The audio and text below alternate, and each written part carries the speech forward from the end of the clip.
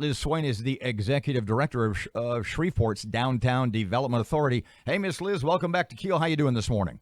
Hey, I'm doing great, Robert. How are you? A pleasure to have you. Thank you, ma'am. Well, downtown will certainly be booming with 500 police officers calling downtown home in the old CenterPoint Energy Building on Milam. Are you all for this? Well, let me just stop you and say that it's not the old CenterPoint Energy Building. It is the current CenterPoint Energy Building. They are still using it, but there are far fewer employees there than there used to be. And, yeah, I was very shocked yesterday when I heard that idea floated. And let me tell you, Aaron, that I understand exactly what Grayson and John are trying to do, and they are trying to identify some less expensive ways to get to where the city needs to be. So I admire that. You know, they're looking at options. But that was shocking when I heard that they were considering the CenterPoint building, or at least they were floating that idea. Let me just give you some statistics to put it in perspective. Government Plaza, which is a very large building, is 139,000 square feet. That's a big old building. Mm-hmm. CenterPoint building is 249,000 square feet, nearly double the size of Government Plaza. It is a very large building in a very prominent location downtown. And they're talking about the fact that they could get it for cheap. They said that the realtor told them they could get it for $2 million, which is a steal deal. Mm-hmm. But the architect that they had there yesterday at the city council said that he estimated, just walking through it very briefly, that it would cost between $50 to $60 a square foot to rehab it. $50 to $60, 249,000 square feet. So that puts the rehab alone at over $12 million. But he said it didn't need that $50 because I was watching. He said it doesn't need that on every floor. Some of the floors are move-in ready. Well, okay. Let's just say it only needs $7 million worth of rehab. Mm-hmm. And then it costs $2+ million to buy, because once people find out that a building is desirable, that price may go up.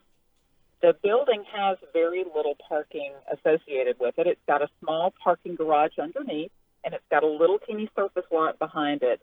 They need between 300 and 500 spaces. Now, they could find those spaces downtown on some surface lots, but the surface lots don't have any fencing around them, which they prefer to have their cars secured. So I can see, a mile of chain link fencing downtown, not attractive, nor would the UDC, the Unified Development Code, allow something like that.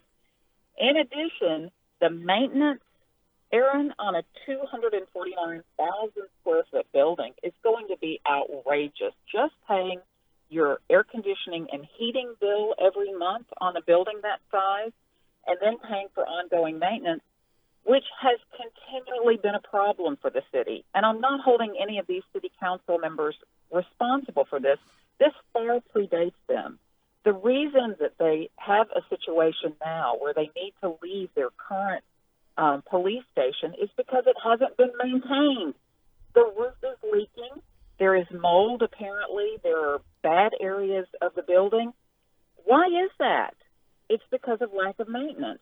So what is going to change if they go to a much larger building? You know, those are some basic things that I think we're not spending enough time focusing on. Are we rushing all of this too fast, in your view? You know, I listen to the city council members and their positions, and I feel like there are a lot of needs in this city, and there is no denying it. But I also feel that it does not hurt us in any appreciable way to talk about it for a little bit longer. There has been, and this may be, I know this isn't downtown, but, you know, you're pretty smart, and I kind of like your thoughts. There's also been discussion about rehabbing the Sears building at Mall St. Vincent. It's good sized. It has a garage available. Do you have any thought about that? Has that something you've heard about? You know, I heard about that, and I think that all of these are very worthy of discussion, Robert. I really do. And that's why I hate the fact that the city council has found themselves in a position of having to vote today, because all of these need to be thoroughly vetted, and it's going to be impossible to do it in, the next 6 hours before the city council meeting. Why do you think they're rushing it, in your gut?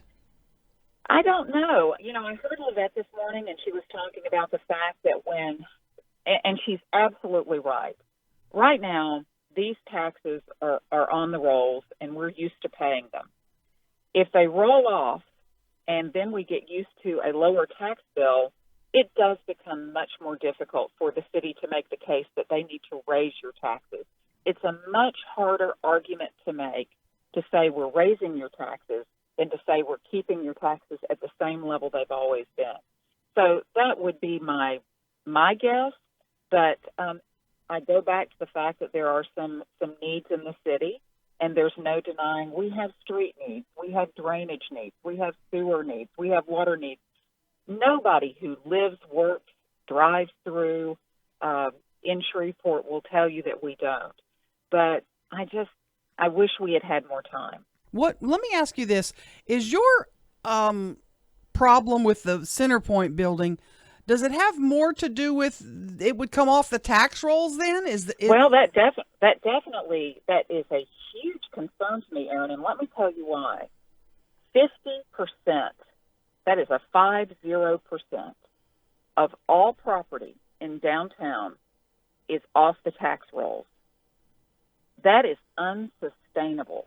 But doesn't it generate way more sales tax money if you've got 500 people coming into that building now? No. Are you sure about that?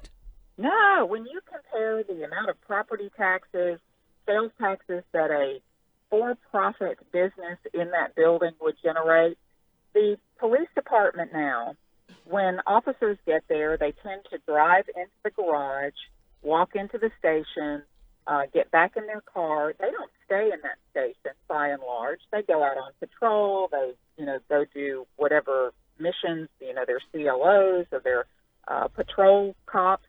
And so they don't stay at the station for long. They come in, they check in, they get whatever equipment that they need, and then they're out again. So we don't know what sort of sales tax they will generate, but even if they're going to downtown eating spots, a couple of times a week, that building on the tax rolls, if you keep taking buildings off the tax rolls, then what we have downtown is we've got 50% of those property owners who are taxpayers are in effect paying the taxes for everyone.